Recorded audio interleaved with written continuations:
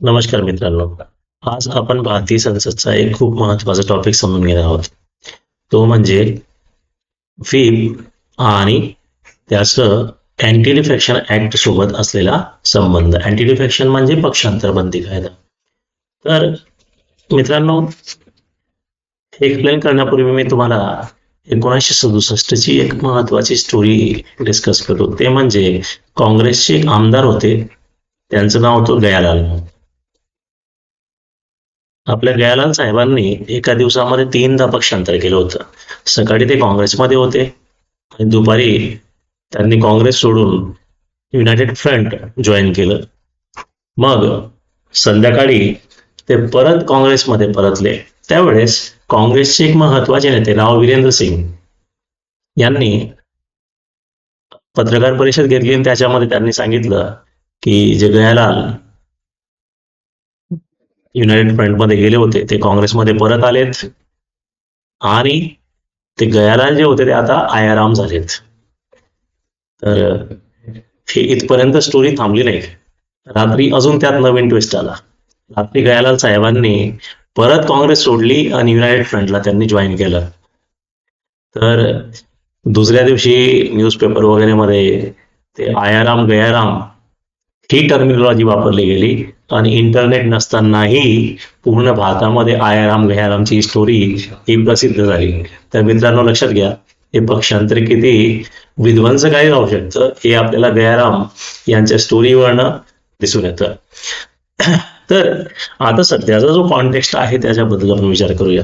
काँग्रेसचे member of parliament Shri Manish तिवारीजी यांनी एक खासगी विधेयक आणलंय आणि त्याच्यामध्ये त्यांचं मत असं आहे की व्हीपचे जे पॉवर आहेत, व्हीप म्हणजे त्याचे जे अधिकार आहेत ते मर्यादित करायला हवे आणि संसदेतले जे मेंबर ऑफ पार्लमेंट आहेत त्यांना स्वतंत्ररित्या मतदान करण्याची अनुमती असायला पाहिजे. फक्त ज्या ठिकाणी गव्हर्नमेंटची स्टॅबिलिटी किंवा सरकारचं स्थैर्य धोक्यात येईल त्या ठिकाणी वगळता इतर सर्व ठिकाणी जे खासदार असतील त्यांनी आपल्या मर्जीने मतदान करायला हवे असं त्यांचं मत आहे.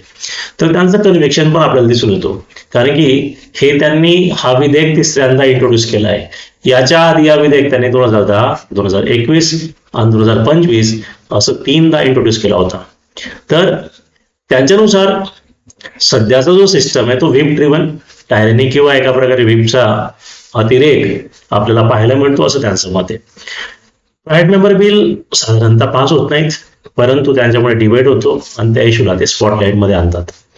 प्रायव्हेट मेंबर बिल म्हणजे खासगी सदस्य विधेयक.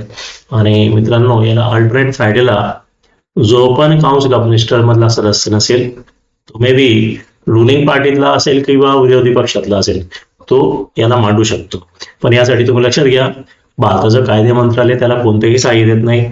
तो बिल त्याला स्वतःला ड्राफ्ट करावा लागतो. तर याचा अर्थ असा होतो की मनीष तिवारी यांनी स्वतः तो बिल ड्राफ्ट केला असेल. आता नेक्स्ट थिंग येते की व्हीप म्हणजे काय exactly. Whip is an official of political party which task is to ensure discipline among the members. तर जे सदस्य असतात त्यांच्यामध्ये डिसिप्लिन आणण्याचं काम व्हीप जो आहे तो सभागृहात करतो. याला असिस्टंट फ्लोअर लीडर पण म्हणतात आणि व्हीपला मराठीमध्ये प्रतोद म्हणतात. तर इथं लक्षात घ्या, तो प्रयत्न करतो की जे सदस्य असतील ते त्यांचे मतदार किंवा त्याचं स्वविवेक किंवा त्याला जे दानदाते असतील याचा न विचार करता पार्टीच्या बाजूने त्या मेंबर ऑफ पार्लमेंटने वोट करायला पाहिजे हे इन्शुअर करण्यासाठी व्हीप असतो.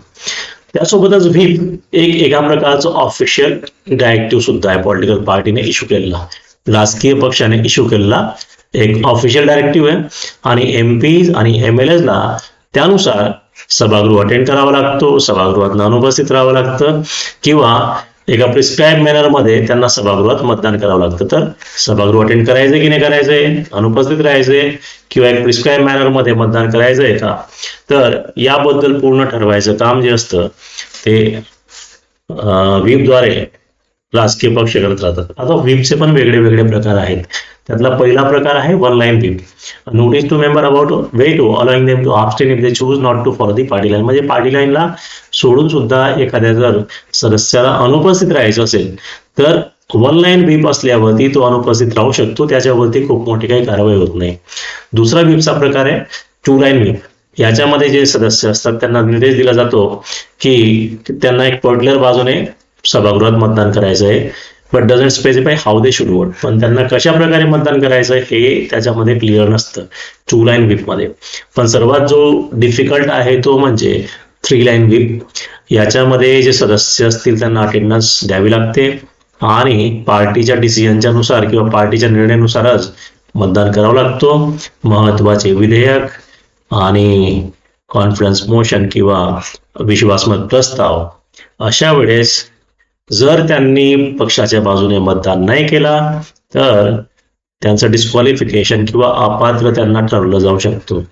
तर disqualification of member of parliament can be done if the three line whip is not followed by the member of parliament. म्हणजे जो खासदार असेल त्याला थ्री लाईन व्हीप फॉलो करावाच लागतो, ही त्याची रिस्पॉन्सिबिलिटी आहे असं आपण म्हणू शकतो. आता नेक्स्ट थिंग जी आहे ते म्हणजे सिग्निफिकन्स काय आहे व्हीपचा. तर याच्यामध्ये पार्टी डिसिप्लिन जो आहे तो इन्शुअर केला जातो आणि पूर्ण पक्ष ॲज अ ब्लॉक म्हणून मतदान करतो.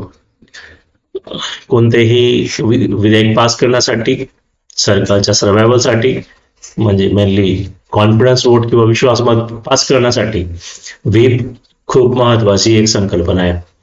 Anti defection law violation of three line whip can lead to disqualification under 10 schedule of the constitution. आपल्याला माहिती आहे की आपल्या संविधानमध्ये ओरिजिनल कॉन्स्टिट्यूशनमध्ये 10 शेड्यूल नाही होता. 1985 मध्ये घटना दुरुस्ती करण्यात आली, 52वी घटना दुरुस्ती. 52वी घटना दुरुस्ती करून हा 10th शेड्यूल आपल्या संविधानामध्ये इन्क्लूड करण्यात आलेला आहे.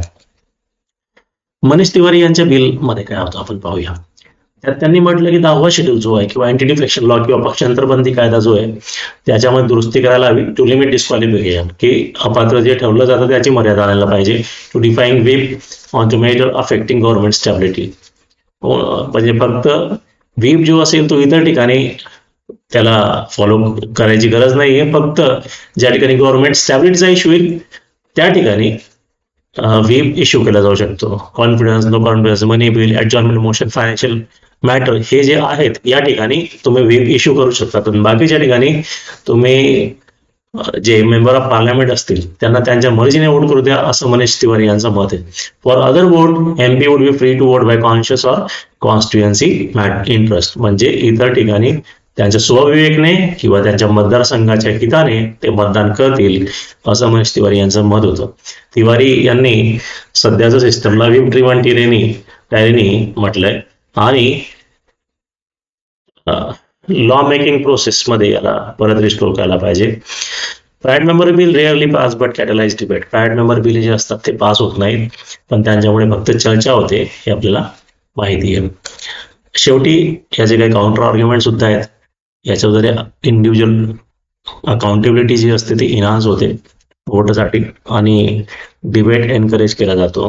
तर याचे तोटे काय आहेत किंवा कॉन्स कोणते आहेत.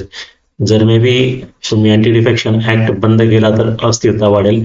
परत हॉर्स ट्रेडिंग सारखे प्रकार दिसतील किंवा घोडेबाजार आपण ज्याला म्हणतो ते मोठ्या प्रमाणात दिसणार.